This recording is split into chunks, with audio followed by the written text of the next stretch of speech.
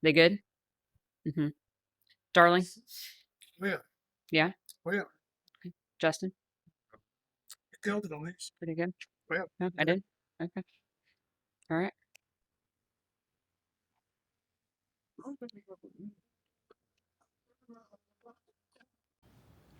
All right, I figured I'd show y'all some stuff here, some details. I was reading some comments last night, this morning, and decided I'd pull some of this stuff apart and show you.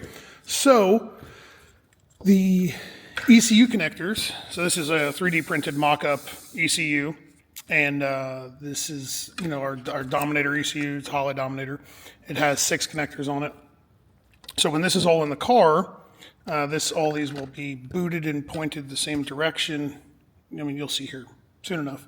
But a bunch of people were asking some questions about terminating, and we're going to film, probably, we're going to try to slow the time lapse down and show you how we terminate all this stuff and film it. And maybe when Laura gets out here a little later, she'll hold the camera and we can talk about it as well. But basically what you have here, this is a 26-pin connector.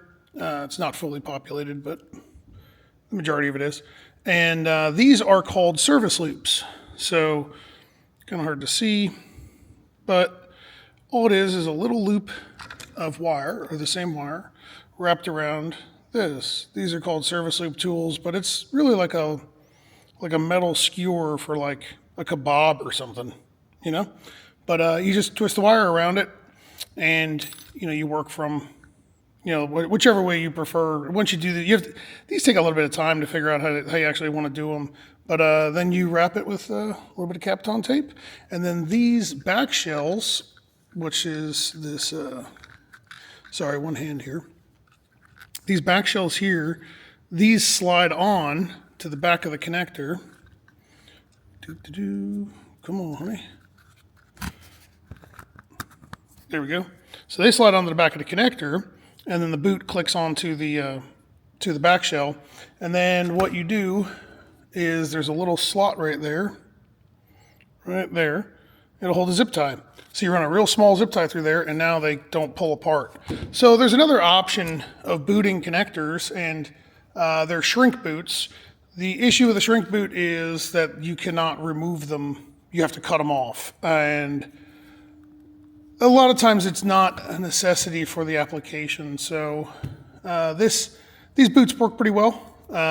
They work for what we do, like what everybody watching this, like if you're out endurance racing or 24-hour racing or something like that, no, you'll want to use a shrink boot and epoxy fill and yada yada. But for drag and drive cars, for that kind of stuff, these work great, especially interior. We're talking about inside.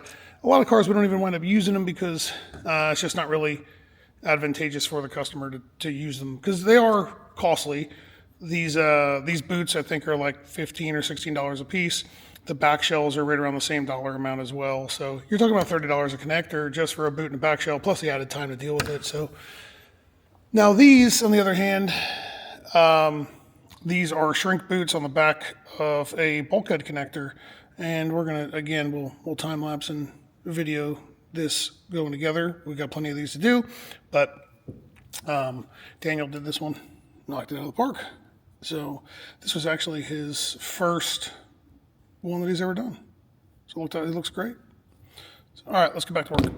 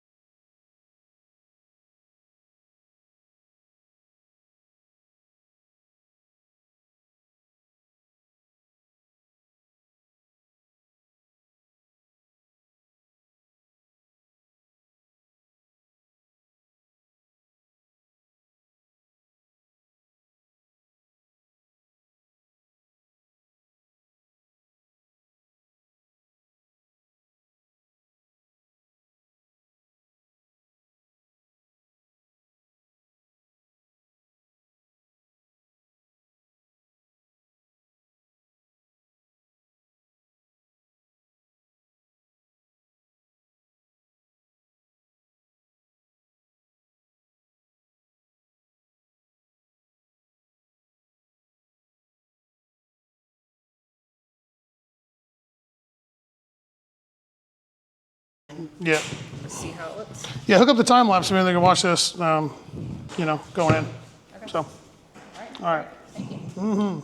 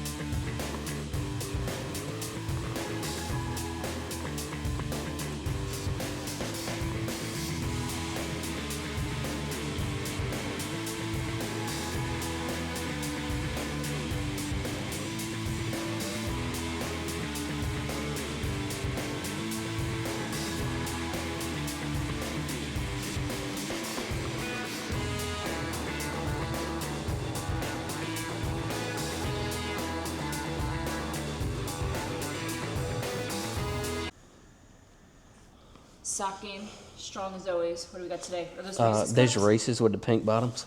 Okay. Reese's with the pink bottoms. Yeah, All right. that's some fly stuff right there. Impressive. Okay, so is my understanding that the harness is now in the car?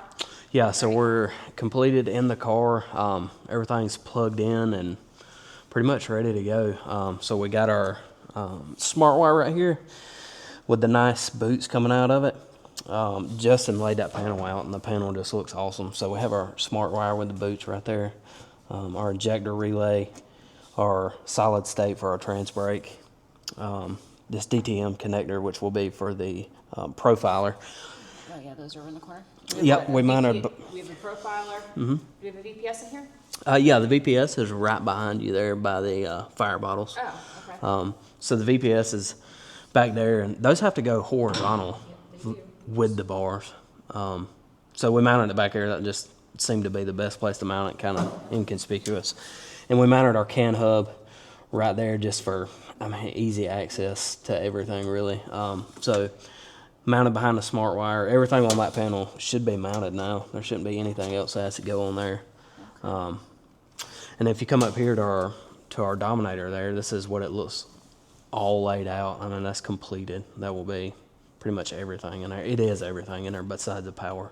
So the boots laid out real nice. Those are a nice touch. Back shells are real nice. That one's one to be proud of because that just looks fantastic. Then we come out here to our bulkheads that Justin drilled and cut in, and again, fantastic. I mean, there's just nothing on this car that's not fantastic. This is a work of art. Our CO2 solenoids there, or this is dome control, but our CO2 going to them, and then we have our dome pressure canister. All that laid out really nice. And then back here, like I said, we have our VPS. This comes up and we get a battery ground right here. This will be for our rear laser because it has laser ride height front and rear. Then we have our CO2 bottle pressure and ASV right here. So this will all be one harness and then click into one right here. So we have this DTM 6-way. So it's just one plug. After you have all this connected, you can just unplug that, pull everything out of the car, and you don't have to go through and unplug both of those. It's pretty handy. Oh, yeah. Yeah, it's nice. Then our transmission stuff right there, laid up really nice. This is our rife block. That's not mounted yet. So our rife block's going to go right here. Cameron Johnson's making us a nice mount for it. It'll plug in there and get all of our converter charge pressure, all the pressures we need off of it. All that laid up really good. Shifter, we have a, this will be for a 12-volt spare for like a laptop charger, phone charger. They'll have something there to charge all their accessories, I'm sure. Okay, the accessories are important. Yeah, I mean, especially for these guys, they're going to be doing a lot of film in this car, I would imagine. So, yeah, and then we got our LED lights right here. The lights really set it off. I mean, that's the best part. Everybody always likes the lights. Yeah, the lights look really good. It's wild how much people like the lights. Yeah, and then Devin did our engine bulkhead there right in the middle. So that's all of our sensors, injectors go into that center bulkhead. That second lead coming out is going to be our injector power to go to our injector relay. And it laid up good as always. There's nobody that can build a bulkhead harness like Devin. You ain't gotta say that because I'm saying it here. Yeah, I mean, So, we got what, another probably 2 hours tightening up everything inside the car? yeah, I mean, there's not much really. That's a couple hours. We'll be completely done with all the smart wire / Dominator stuff that we have in there right now. We got a few things to button up as far as under the car and tidying up here and there, but. And then it's on to building bulkhead, building sub-harnesses. So, A lot of people are interested in the bulkheads here yeah. and how you pin them. I assume because they're so tiny and Yeah. probably a little bit difficult to work with. So It helps when you have really small hands. It makes it a lot easier with really small hands. I think maybe tomorrow, or maybe we'll do it. I mean, I've done some time lapse with some of these bulkheads that we've done already. But maybe tomorrow or tonight or whatever, we'll do a time lapse on. I'm working on the CDI harnesses right now. So that's what these are. That's what this is. This comes out of the Pro 600, and you just saw this in a time lapse for like 45 seconds or so. But this is just coming out of the CDI harness or CDI box, and then. These are twisted 3 different directions, basically. So you got a core, which is your power and ground, which is twisted one direction, and then your individual leads are twisted in opposite direction, and then all of your pairs are twisted the original direction that your power and ground is twisted in.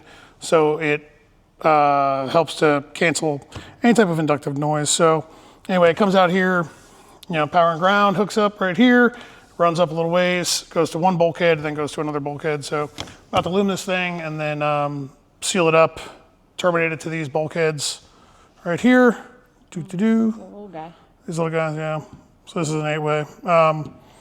And then, on the other side, we'll do the sub-harness to the coil, so you can take a whole coil rack off. You don't have to, fiddle with each one of them. So, yeah, we'll do a little time lapse on this, and then I guess maybe we'll do a couple minutes of, talking about pinning these when it comes time. So, maybe after dinner. All right, thanks. All right, see you.